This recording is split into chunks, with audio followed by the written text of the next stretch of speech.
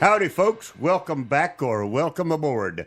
You are listening to the Doc Owen Show. We are really glad that you're here. I am joined in the fantabulous Hilltop Studios by... I'm a surefire. And... Uncle Bachi. Uncle Debachi, full house, ready to rock and roll. I am totally not prepared for tonight, but we'll get there. Just trust me. We got a great show for you. We really do. We do. Mm-hmm. But before we go, you need to be reminded or informed, if you're a first-time listener, we are all over the social media as Doc Owen Show, DOCOWENSHOW.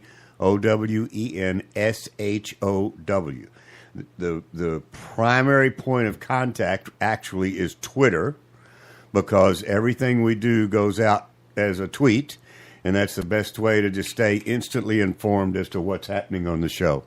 We have a blog that is growing, and soon, and Uncle Bachi is building a library of historical information that backs up what he says on the show and adds some, because we only have 8 to 10 minutes, and so he does a lot more research than we have time to get into, so you really ought to take advantage of that.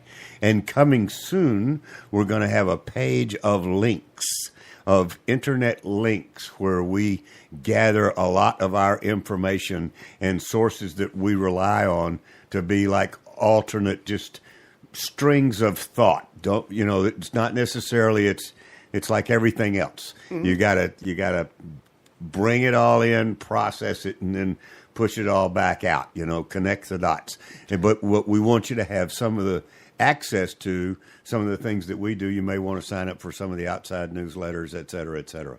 So we're going to post that as kind of a page on the blog. Sounds good. We have apps, free, FREE, named Doc Owen Show. I'll spell it again, DOCOWENSHOW.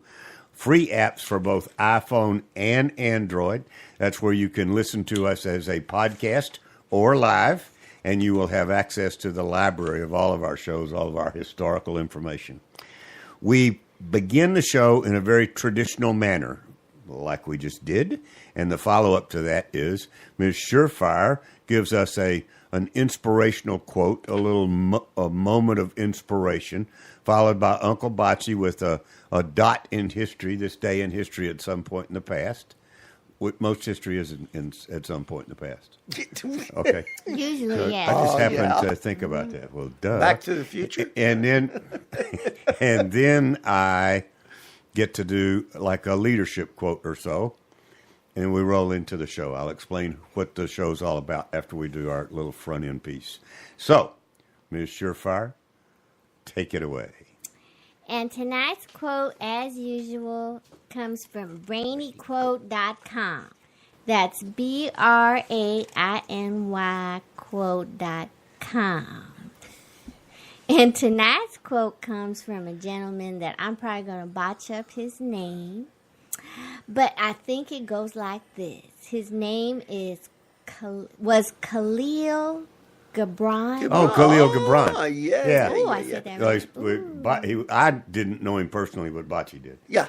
Well, I was going to say, that was an awfully long time ago. Yeah. But he was a Lebanese. Yes. Yeah. Yes. Writer, poet, and visual artist. Yes. Yeah, and he made great pastries. Oh, Go ahead. Did he make baklava? Yep, he did. Oh, that's pretty good.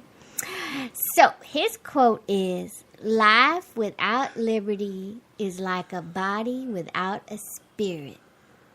Hey. Khalil Gibran said that? Yes, he did. Wow, that's hard to believe. I didn't know that. I didn't know that either. I But that's found good. That is good. Mm-hmm. Good job. Mm-hmm. Well done. Thank you. Kabashki. Yes. One thing that happened this day in 1947.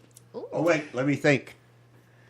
Where are we? This is October of 47? Yes, October 5th, 1947. Oh, that was a bad day. What do you got? I'll tell you what happened to me. It was the very first televised presidential address. Can you guess which president? Ooh, that's a good one. Who was it? Truman? Yes, sir. Guess who was watching? Yeah, not me. Me. At 2 years old? Yeah, I couldn't sleep. My teeth were coming in. Okay. Well, that's this day in history. I remember him That's well. a good one. It was a real grainy. It was hard to watch. Yes. It was hard to watch. Yes. But it was very hard to watch. My parents made me. So I would be prepared for today. I have a little book here called The 250 Optimistic Quotes for Achieving the Extraordinary that I got from the Optimist Club. I spoke to the Optimist Club earlier this week. Yes. I'll tell you about that a little later on. They may have walked out of there being the not so, but It was little good. dash Very good of speech reality. you did. Mm-hmm. So here's what we have. We have a quote. Oh, here's the one I wanted. That's from unknown. Oh, well, we don't know who said it, but it's good anyway. Teamwork is the fuel that allows common people to attain uncommon results. That's nice. I like that. Make sense? Yeah. That's good. That's for you guys. That's great. Okay, tonight we have part duo, that's 2 dos, of Nico Lahood. The second part of the conversation that I had with Nico, we're going to deal with the pushback that's going on with President Trump, or Trump bashing, I think I referred to it. But I wanted Nico's take on it, because I enjoy what he has to say. And then we're going to do Uncle Bocce's brief, which is his 8 to 10-minute walk through history. I think we're on president number 5. Yes, Is sir. that right? Cool.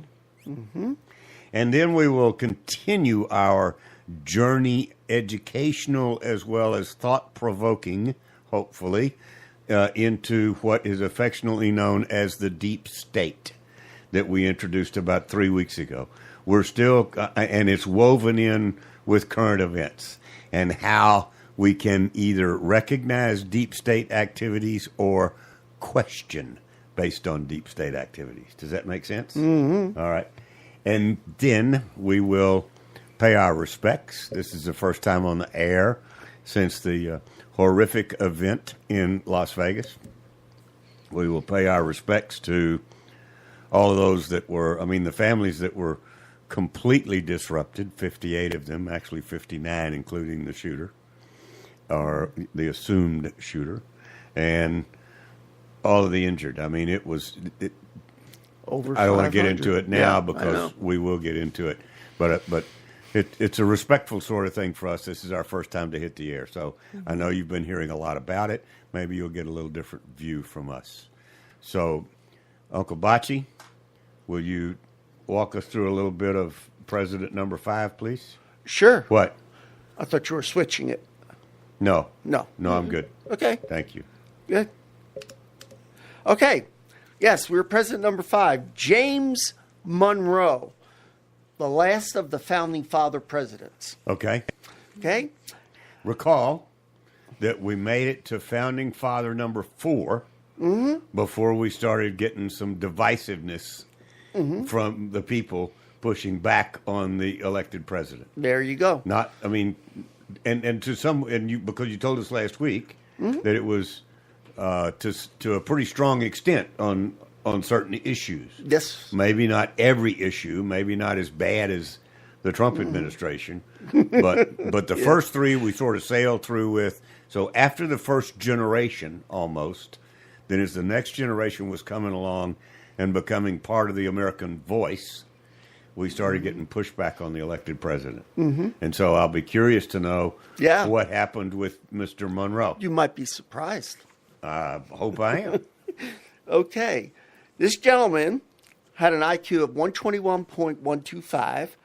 His education, he went to Campbelltown Academy, which is part of the College of William and Mary, where so many other had gone. Right.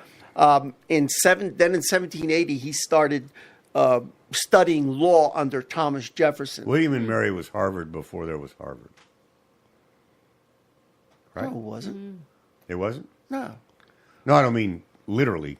I mean in terms of its graduates and in terms of its influence on the country. Yeah. No, I yeah, didn't it mean was to one take- of the I first. didn't mean it like change Right. names. No, I got you. I didn't mean to throw yeah, it out. I understand.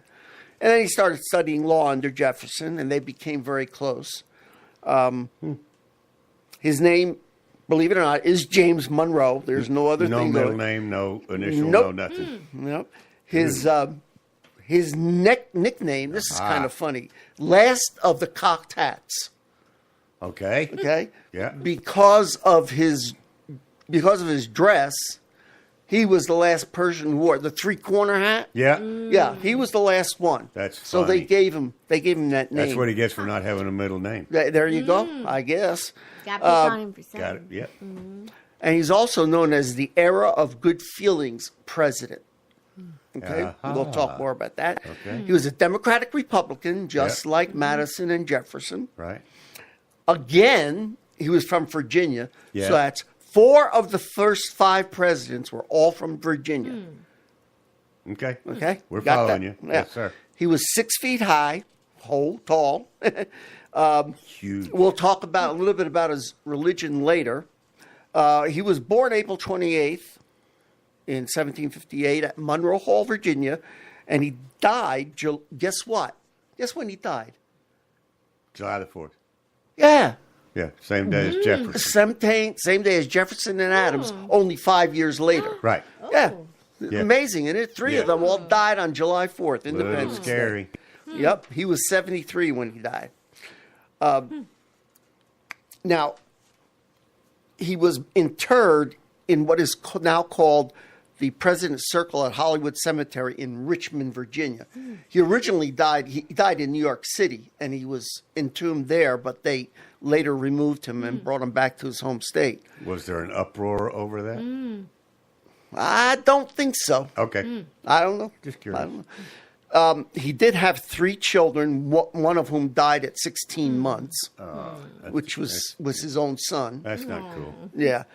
He was in office from March 4th, 1817 to March 4th, 1825. Before that, he held many offices. He was a delegate to the Congress of the Confederation, which was the Constitutional Convention. The original 13. Mm-hmm. Yep. Okay. He was a United States Senator from Virginia.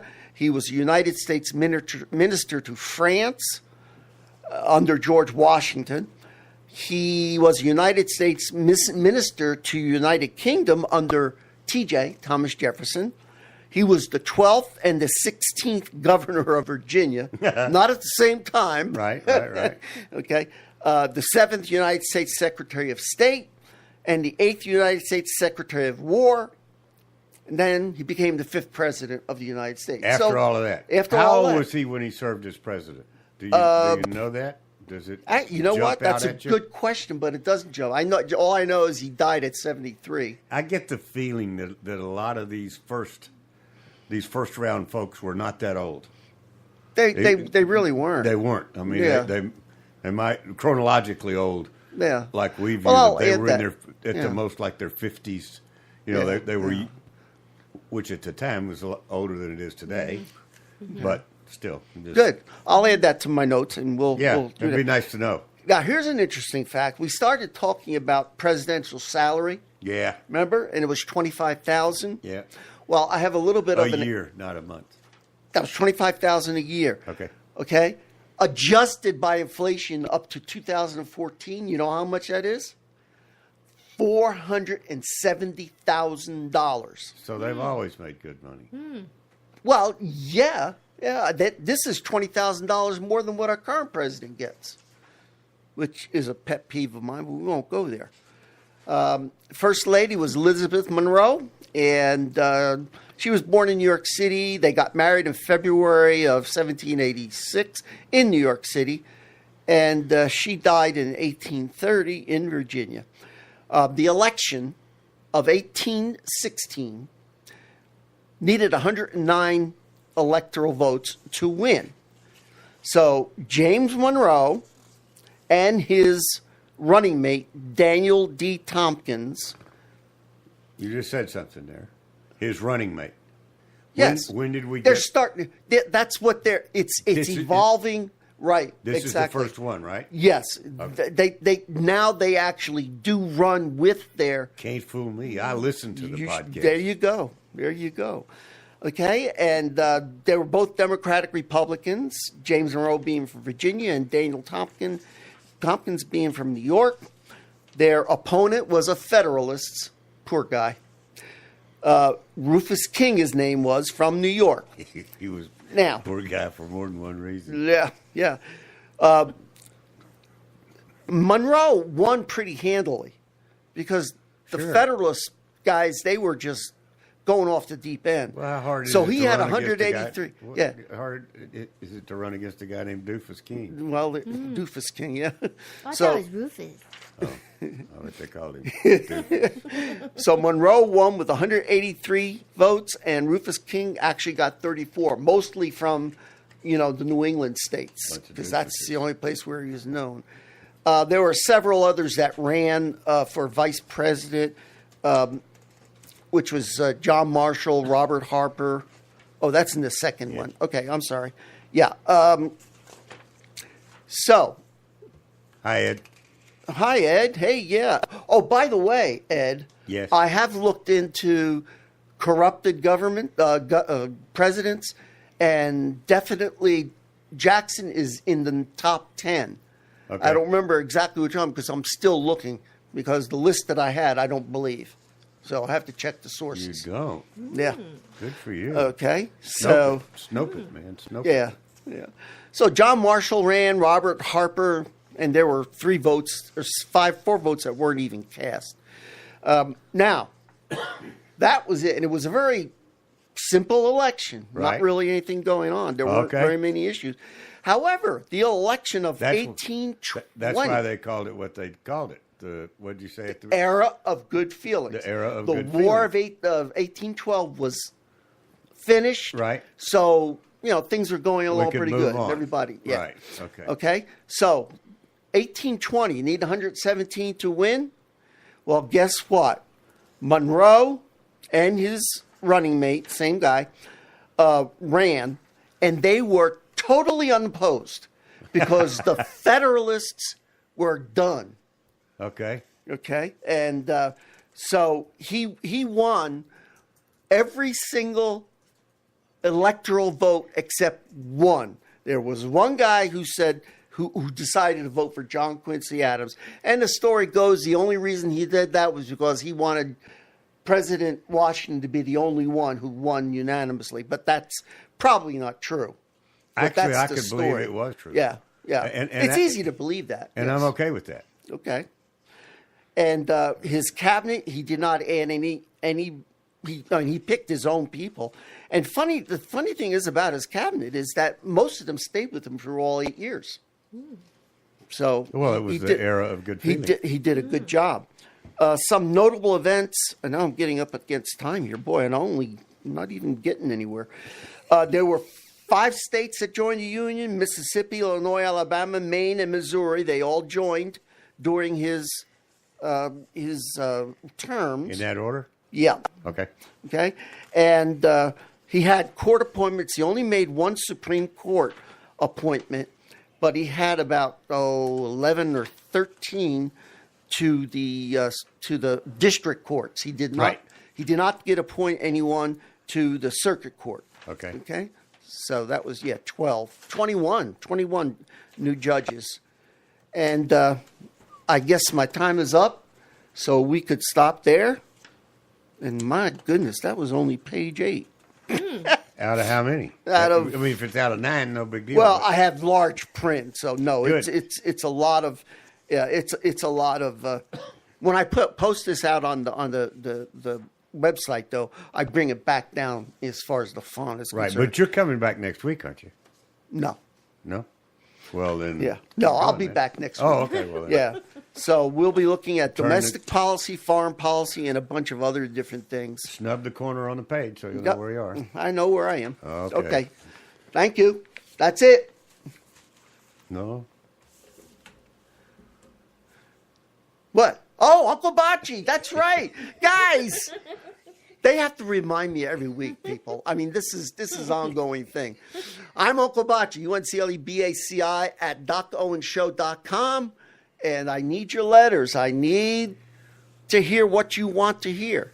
What's Ed got to say tonight? Anything for Uncle Bachi?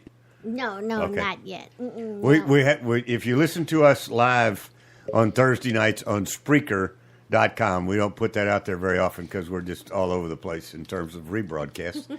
But if you listen to us live on Thursday night, we also have a chat window on Spreaker.com that you can chat with. Basically, you're chatting with all of us through Ima because she's in charge of the board and the there you computer. Go. So, anyway. Thank you, Uncle Bachi. Good You're job, welcome. Uncle Bachi. We are now going to listen to about 10 minutes or so of the second half of the conversation that I had with Nico Lahood not too long ago. This one is about, I'm going to call it about Trump bashing because that was the term I used, I think, when Nico and I started it off. And we'll see what he has to say, and then we'll follow that up with something I want to tweak your consciousness with that I did for the Optimist Club, and then we'll go from there. So if you'll hit the Togo switch and boom, and here we go. Here we go. Are we rolling or are we doing? We're going. Do I have any dead air time?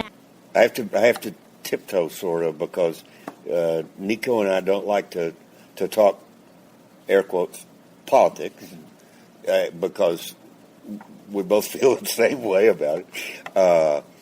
But so Trump came out and bashed the NFL for doing what they're doing. Did he give his quote or something? Did he do a tweet or something? He at one of his rallies, which he's prone to leave Washington over the weekend and go to somewhere and conduct a rally with his supporters. Okay. So he was in Alabama, okay, where they're having a tough Senate race, and so he was down there supporting one of the senators, that's one of the candidates that's running against the incumbent senator, and talking to his base, et cetera, et cetera. He recommended, and it was funny because I watched the clip, and he stepped back from the microphone, and you could see the grimace on his face. Like, it wasn't really a grimace; it was one of those, I don't know, should I do this or not? You know, I mean, I could see his mind going, this is going to fire him up, but well, it's pretty questionable. And then he did it. What did he do? He said that,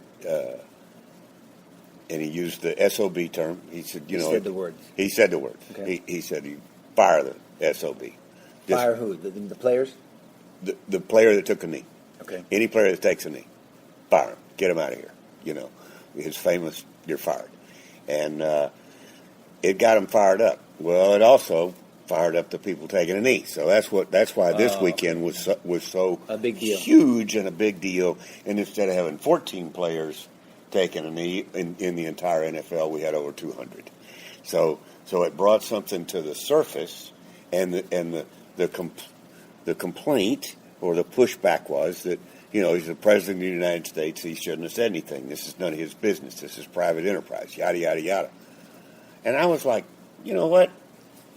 He's a citizen just like anybody else, and he was speaking to his troops. He didn't pass a law. Right. He didn't create an executive order. He didn't do anything from a governmental perspective.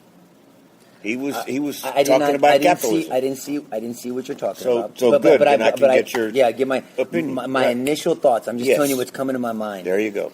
Is correct in maybe in his opinion, poor choice in his presentation. Okay. I would not have started that aggressive. Me, you're asking me now. You hear me, Yep. we talk, and you know Yep. my opinion, and you know Yep. I get passionate, and I can. I mean, Trump's He nothing gets compared to aggressive, where I man. can He get. You know gets how aggressive I can be Yes, when sir. it's appropriate. It has to be justified. Yes, sir. But you Yes, sir. can't. I would have said, guys, I'm going to say something. It's not maybe. I have You an would have opinion about couched it this. a little bit. I would have just said, look, Yeah. I the way you and I just talked about it. Right. Why not talk about it this way? And then if the conversation kept going, if the response or reaction was negative, and Okay. we had to get down to it, the bottom line is then fire the SOBs. Maybe it leads to that. Right. When you start there, where are you going? Uh-huh. Where are you going to go? I like what I you're mean, saying. so I understand what you're saying. That's all I'm saying. And so, you know, was it He's not known for having an even temperament when it comes to Well, I've seen some him. I've issues. seen him. Well, I've seen him very tempered in some interviews and speeches, and sometimes he's not. and then others. Right. You know, I think with people, I think here's my Well, opinion. He talked about the flag. I mean, he was talking about disrespect for the flag in the country. Right? I mean, he had the right I know issue. there's some. Let me tell you that I know there are some veterans. I support our veterans. Yes, my sir. family. It's one of the regrets in my life is I didn't get a chance to serve in that capacity. But you know, God's plan is His plan. Yes, sir.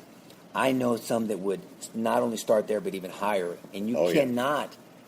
Oh yeah. You can understand it when someone has given so much, either a family member, either a limb, either experience, a friend next to them carrying their blood and their Huge guts on you. sacrifices. So, I mean, it just depends. I just think that you cannot ignore the fact that you are the President of the United States or that I am the DA, and that has to be somewhere in your consideration. That's all. I'm not saying you don't get there. I'm just saying I wouldn't have started there. That's my opinion now. Right. That's all I'm saying. That's my opinion. I would not have started there. But I have not seen the video, so I probably should see it too. But I'm sure you're pretty accurate. Yeah, I think you'd have the same. Okay, that's all. Observation that I just did. wouldn't Not have started opinion, there. but the same observation. Yeah. I think Yeah. I think when you talk about a contract, I think issue- he was. You know, he took it there so quickly to play to the base. It Well, was. then he was being political, and he Yes, sir, says he he's was. not political. So then I got to call BS a little bit. It seems like it, right? Totally political. So when you're talking about NFL, you're talking about employment. It's a contract issue. Yes, sir. Just like we read the NFL. Yeah. If you know people that are professional players, they have contracts not to ride four-wheelers. I can't ride four-wheelers. Well, if you want to be a part of this team, you're not going to ride a four-wheeler. Because I'm paying you this, there's a quid pro quo, a something for something. We both give something up. Is that true, or just you just using an example? I know some NBA contracts. That NBA I've seen. players? I know. I've seen some in the past that they say don't go bungee cord jumping. Don't Well, go. You know, okay, yeah, Because then okay. if you get injured, you're our asset to You're- the team. oh, yeah. I'm paying you $20 million a year. Then what? Right. So this is an employment issue. get it. No different than a plumber or a restaurant that says, here's the uniform you have to wear. Mm-hmm. When this happens, here's our opening procedures. Well, I don't want to do your opening procedures and checklists. Yeah. Well, then you can't work here. You work somewhere else. So I think it's reasonable for an NFL owner to say, hey, this is what you can do and not do. Now, if they fold to this, then what else do they fold to, right? Yeah. Then I don't understand. I think it's a sign of that weakness. takes. I agree with you. I mean, For me. and Jerry Jones up in Dallas did exactly what you're saying. He said, did? What? Yeah. Oh, yeah. I did see that one. Yeah. Someone sent me that. He said, you But then do whatever you want, but you're off the team. Didn't he compromise it, or did I don't did think they so. step- I hadn't okay, heard I of don't it. I hadn't heard of the compromise. know. He compromised a little bit. I I- think there might have been a little bit of a compromise. Yeah. That's Well, you know what? We need somebody. It's easier. to not It's easy to say things when you're not in the situation. I acknowledge that, and they're dealing with a bunch of money. I'm just saying, some things can't be for sale. I think you just said a really major thing, and that's one of the reasons I don't really support professional sports. There's just too much money for it, to be That's honest. a lot of money. There's just too much money for it. There's just too much money involved for it to be. So here's the athletics, deal. let's So put it nobody that can way. get upset. I don't trust it. So we're at the Olympics. Let me tell you how would these Americans feel? How would if there was football in the Olympics? Mm-hmm. How would the Olympic, and I just thought of this right now, so I don't know, maybe it's going to be stupid, but how would the Olympic football team or the Olympic basketball team feel if the opposing country disrespected our anthem? So if it's okay for us to do it, it's okay for everybody to do it. There has to be borders. If we were in the Olympics and any country, name the country. Back to our bounds. Well, When you said borders, absolutely, yeah. it's out of bounds. So Right. if another country Right. were to disrespect the playing of our anthem, either while you're on the podium with your gold medal, Yeah. or before we start the competition, everybody would go bananas. Yes, they would. They would, rightfully Of course. so. That's a sign of disrespect. And so, but yet, how can I tell you, hey, treat my baby brother or my baby sister well when I treat my baby brother or sister like crap? So if you don't even respect what you have or who you supposedly love, Correct. how can you? That's hypocrisy. So I guess these people are okay with any country, any disrespecting the American flag and the anthem. And see, I think the same way you do. Yeah. They're leaving themselves open to. It's a slippery slope. That's all I'm saying. For bringing that slippery slope. You don't like slippery slopes? No, no, I don't. As a matter of fact, no, I don't. And I've learned a lot about them lately. That's it. I mean, That's it. we Short covered it. sleeve, we Yeah, I covered mean, the one thing I want to talk about, Nico doesn't know anything about. See that? So, You know this is raw, man. We just come in and we just talk. and I wouldn't allow him the opportunity to go do his homework real quick. And so we just kind of covered the hot topics. And I mean, I'm really happy you're running again. Oh, thank you. I hope you are too. I'll tell you. I'll tell you this. This is. I Is think anybody going to run against you? There's someone talking about it. There's someone talking. It is what it is. What are you going to do? You're going to have to make a case for that in 2.5 years, after 16 years of my predecessor and then X amount of years of her predecessor, right. that in my 2.5 years that I'm just so off base and whacked out that we need another change. And that's fine. If you're going to make that change, the person that's thinking of running 2 months earlier was running for a district court bench. So then I think the question has to be asked, how serious are you about running, or are you just being a political puppet for somebody? No, they you know what I mean? I mean, that's just they reality. like to. That's a legitimate question. They're a professional fundraiser. Well, this is not a position you just say, hey, you know what, that judicial bench is not going to work out for me. Screw it. Let me just run for DA. Let's see about DA. This is not that job. No. And nobody wants someone in here that does that. So, Yeah. But that's on them. You know, the chips will fall where they may. Okay. But let me tell you what You'll do fine.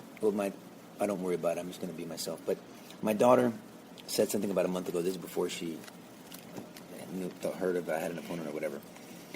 She said, Papi, she goes, Papi, I kind of don't want you to win again. And I was like, oh, why, Mommy? Why not? And she goes, because you're not here a lot. And I said, well, I'm sorry, baby. You know, I'm just doing what God has asked me to do. And she knows that we do what God asks us to do in our household. She goes, I know, Papi. And then she goes, but then I kind of want you to win again. And I go, why? Because you're good at what you do. I like it. How old? And she's 8 years old. She'll be 9 this Thursday. When mine was about that age, I had my own shop and I was starting to travel. I was getting a broader territory, a broader audience, etc. And I went through exactly the same thing of you know, I'm glad you're being successful, Dad, but could you be home more often? Sort of a routine. It's a family. And I changed my rules. I changed my rules for my company. No more than overnight travel. If you got to be gone 2 nights, you're not doing it right. Yeah. So I would leave early one morning, stay gone a night, and come home very late the other night. But I was there when she got up in the morning. Good for you. Well, this was not a pay raise for me, so it's even No, it's even a double whammy for me. I got it. It's purposeful, and I believe I'm doing what God wants me to do. I'm sure that you are, sir. And Always I'm a pleasure. happy that you are. You are happy. Well, as long as Doc Owens is happy, then the world is a better place. Smart ass. Get that thing. Thank you, brother. Yeah, man. The hyphen, Webster's dictionary defines, is a symbol used to divide a compound word or a single word. So it seems to me that when a man calls himself an Afro-American, a Mexican-American, Italian-American, an Irish-American, Jewish-American, what he's saying is, I'm a divided American. Well, we all came from other places, different creeds, different races, to form a nation, to become as one. Yet look at the harm a line has done. A simple little line, and yet as divisive as a line can get. A crooked cross the Nazis flew, and the Russian hammer and sickle, too. Time bombs in the lives of man. But none of these could ever fan the flames of hatred faster than the hyphen. The Russian hammer built a wall that locks men's hearts from freedom's call. The crooked cross flew overhead above 20 million tragic dead. Among them, men from this great nation who died for freedom's preservation. A hyphen is a line that's small. It can be a bridge or be a wall. A bridge can save you lots of time. A wall you always have to climb. The road to liberty lies true. The hyphen's use is up to you. Used as a bridge, it can span all the differences of man. Being free in mind and soul should be our most important goal. If you use the hyphen as a wall, you'll make your life mean and small. An American is a special breed whose people came to her in need. They came to her that they might find a world where they'd have peace of mind, where men are equal, and something more, stand taller than they stood before. So you be wise in your decision, and that little line won't cause division. Let's join hands with one another. For in this land, each man's your brother. United we stand, divided we fall. We're Americans, and that says it all.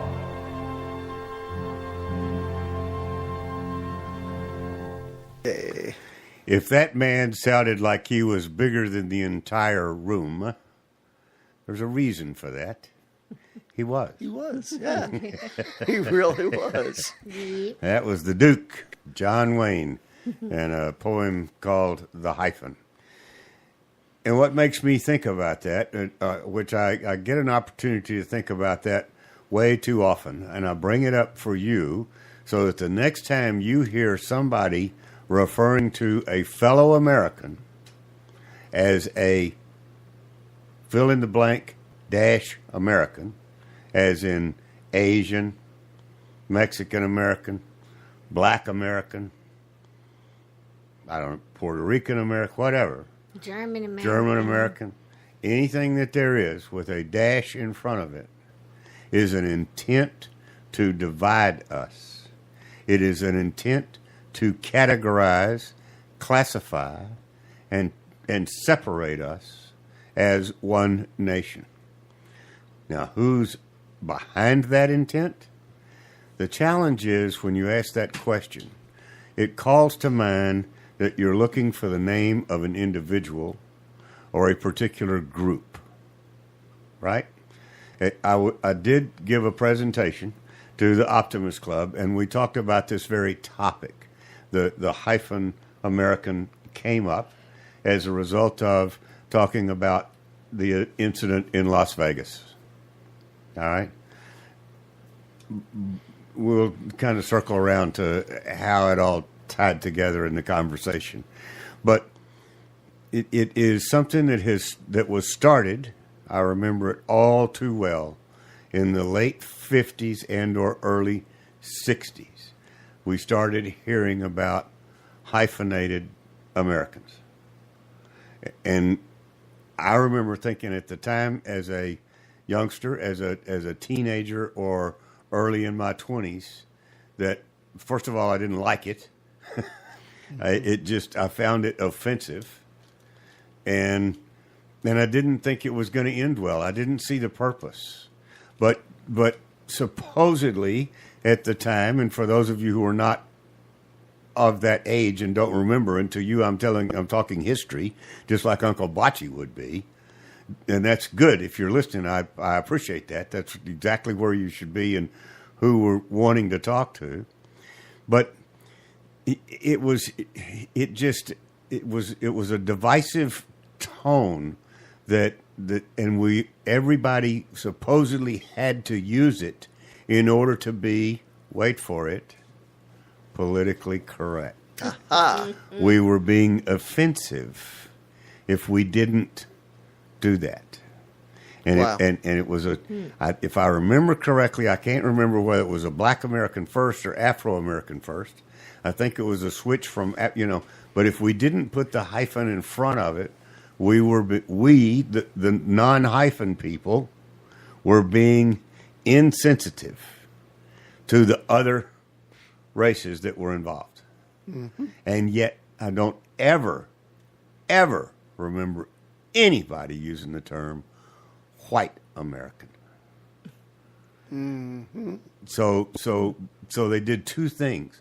They divided us by categorizing by our ethnicity, mm-hmm.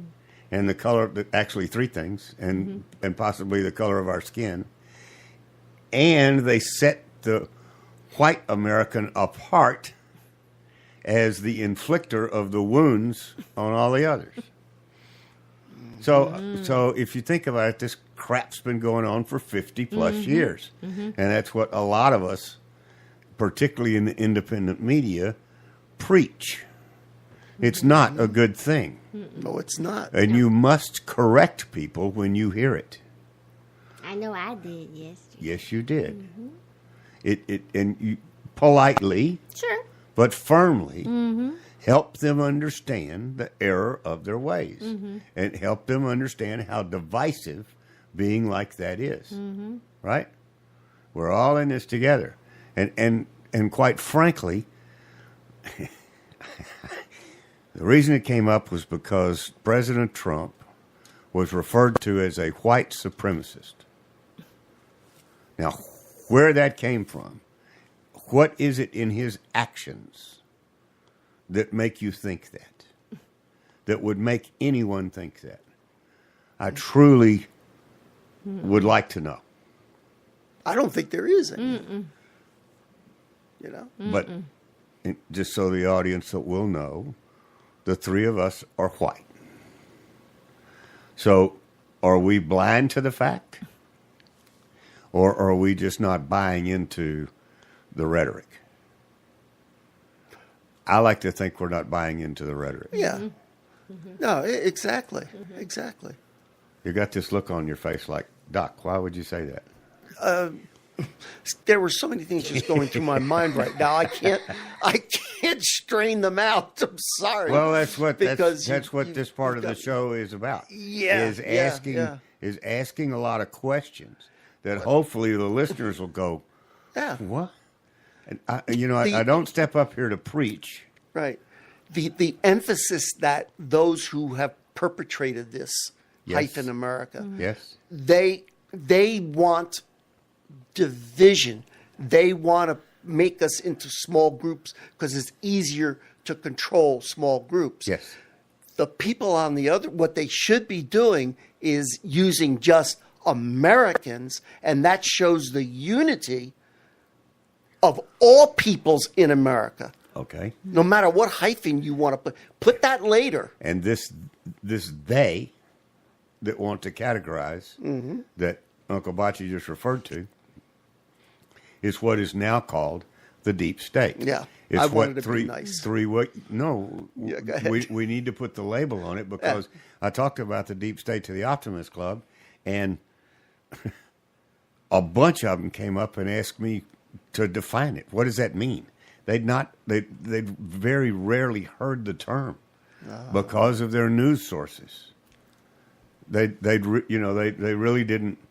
It didn't sink in. You know what I'm saying?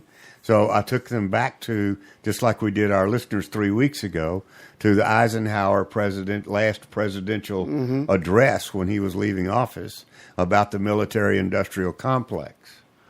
Okay, well, these guys had heard of that, so they're a little older than the average bear. But that is what has morphed into what we currently call the deep state, and the military-industrial complex grows and blows and makes money. How? Selling weapons. Which, in order to sell, what's the best way to sell weapons? Have a war. Which, before you can do that, what do you got to do? Divide the people. Oh, Get them divided against each other. yeah. Get two different sets going on until something finally blows up and erupts. Like the Civil War. Like a civil war. Anywhere. And now, what the United States, and I've said this before on the air, sorry, there are times when the United States is bashed for being the bad guy in the world and starting other countries' civil wars. That's such a crock. I mean, give me a break. Really? Yeah, it is. Why do you say That's that? only. It's just another tool of the left to make us think that America is such a bad country. America is the greatest country in the world, I agree. Does and that we mean are that- the most generous. I agree. And we're always the first ones there to help out an I earthquake. agree. But does that mean that all of us think that way? Is there an element in this country that we Yes, there affectionately is. refer to as the deep state? It certainly is. Okay. Wouldn't they benefit by starting a war someplace way over there that doesn't make any difference to us, but that we can provide the armament for? Mm-hmm. Okay. Yeah. That's what Sure. I'm talking about. Yeah. But we know the difference in Yes. this country. But when you go outside this country, they don't. So a civil war may have been started in Ghana, and all they know is the United States started it. I'm not saying that they did. I'm just as an example. Mm-hmm. So when you go outside this country, we know how to divide the good guys from the bad guys. They don't. Same problem here. I'll give you a really current example that just drives me nuts. All right? Honestly, and I will admit my stupidity on this particular topic. I'm not stupid. My lack of knowledge, intimate knowledge. The difference between the Sunnis and the Shiites. Oh, yeah. Oh, yes. There we go. Mm-hmm. But, wait a minute. It's all Iran, isn't it? Well, Middle East. Middle East. Mm-hmm.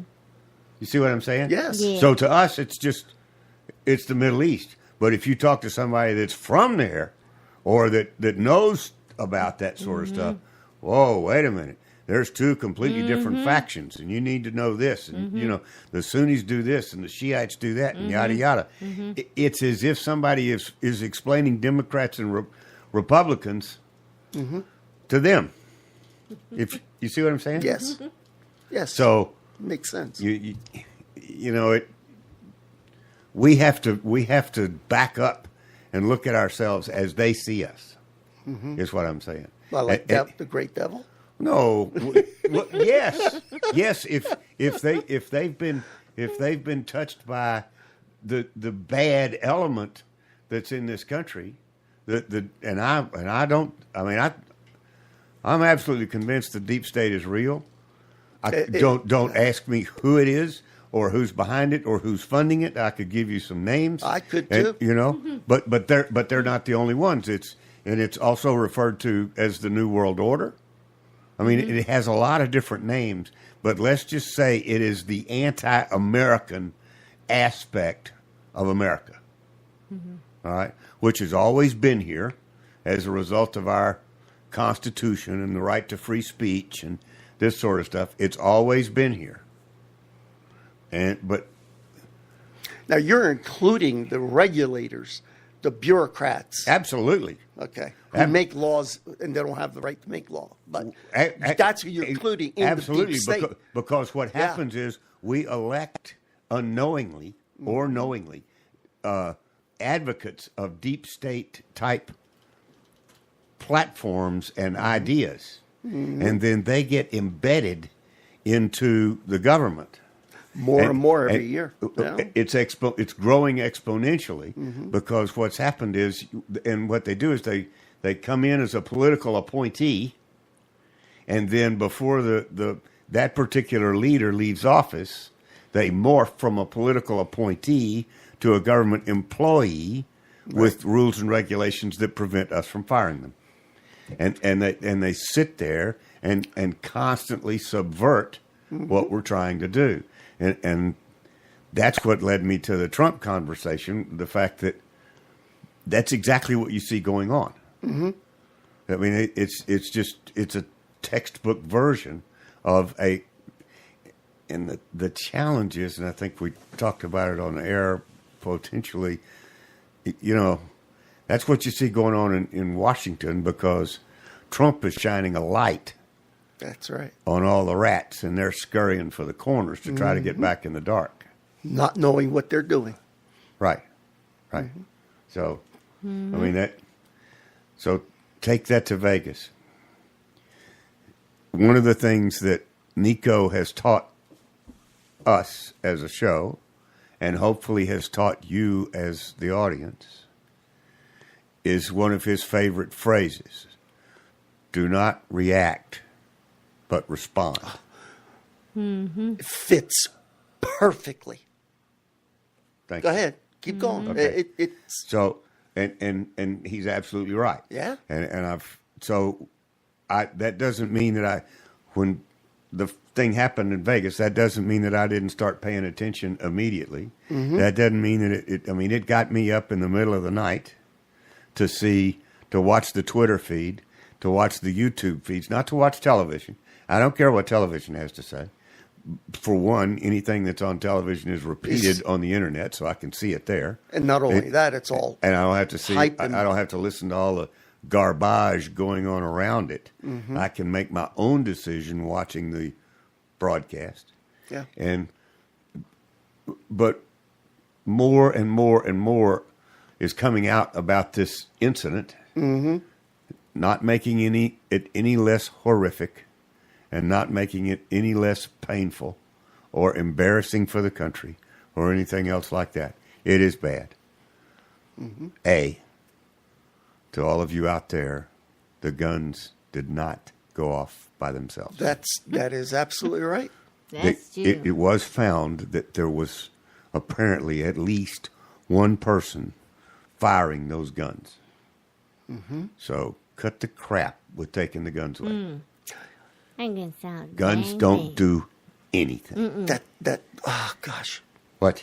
No, I'm just saying. Last night I used a word in Didn't you say it on describing the air? what. Yeah, that describes what the loudmouths on the left, and you compare them with people on the right who are there helping each other. Yes. They're there taking care of people. They're using their bodies. We'll to figure out what went wrong later. But what's reprehensible is that all these faces and all these loudmouths get on TV and on radio shows, and instead of caring about those who are dead, they don't give a crap about that. They stick to their agenda of trying to confiscate our right to own a gun. I think that's reprehensible. I am sorry.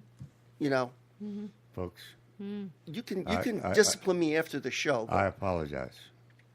We hit a nerve. Yes, you That's absolutely did. That's a good thing. That's a good thing. Yeah.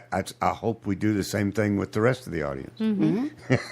That's why you can't That's- listen to the that's news what- because they're saying the same You darn can listen things to that this these news. other Don't people. tell them not to No, listen to this. yeah, because okay, fine. I'm just teasing with you. I know, I'm I just know. teasing with you. But you're absolutely correct. But you still have, Bocce, you still have to listen to the news. But don't react to it, is what I'm saying. Take it in. Make a note of it, all right? Something came out very, very early on in this, and it talked about a picture of, the guy's name was Paddock, right?